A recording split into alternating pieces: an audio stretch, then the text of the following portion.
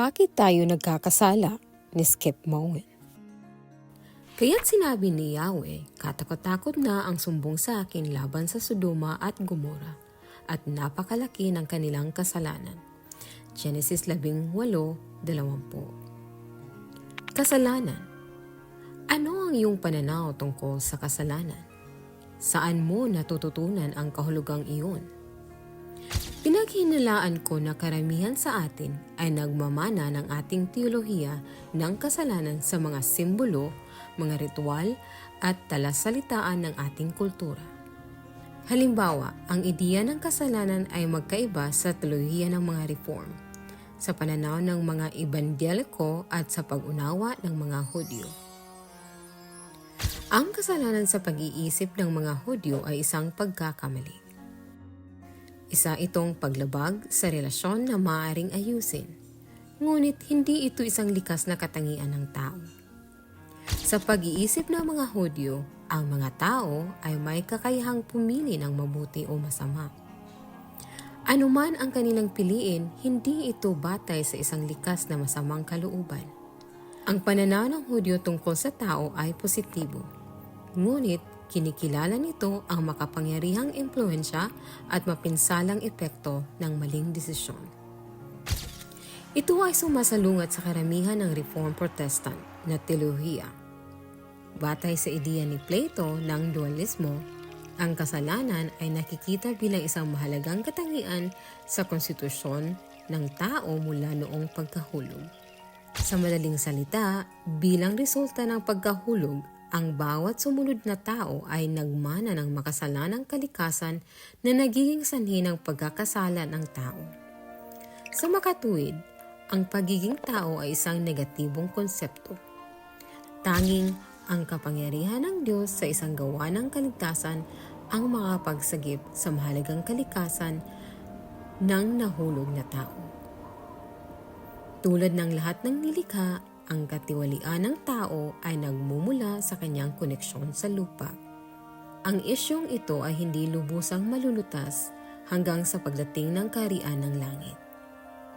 Dahil dito, tinawag ni Berkouwer ang kasalanan na kabaliwan, sapagkat pinapower nito ang tanging relasyon na nagbibigay saysay sa buhay.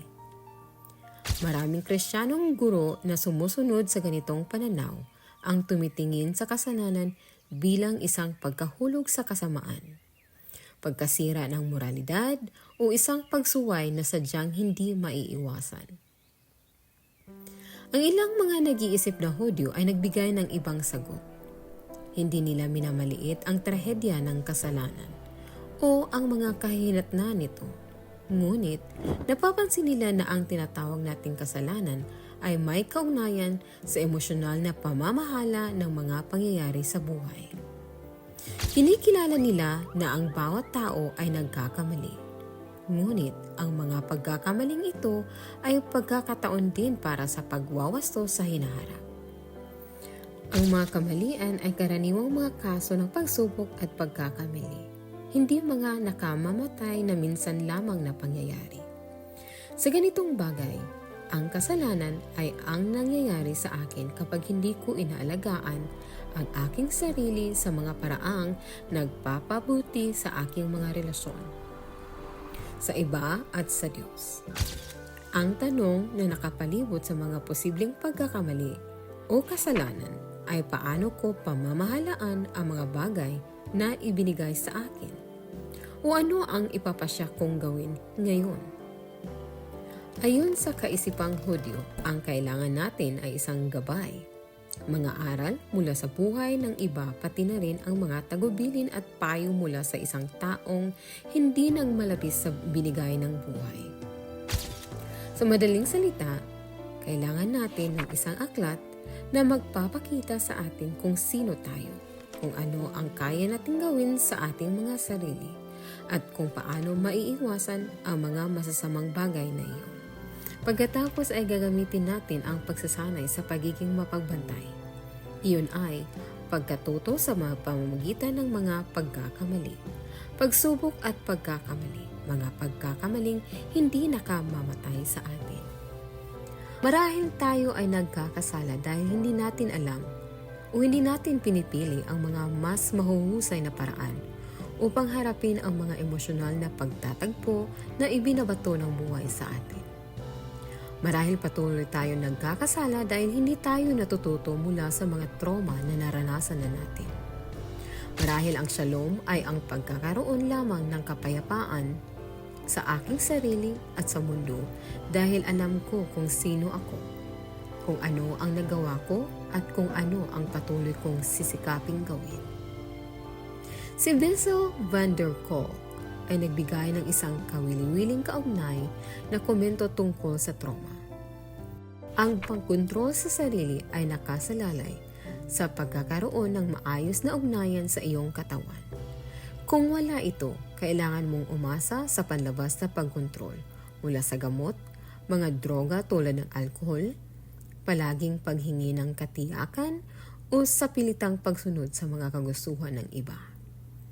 Ano ang nangyari sa kaisipan ng tao nang ituro ng simbahan ang Platonic na dualismo na ang katawan mismo ay masama, lubos na masama, at walang kakayahang gumawa ng anumang bagay na kikilalanin ng Diyos bilang mabuti?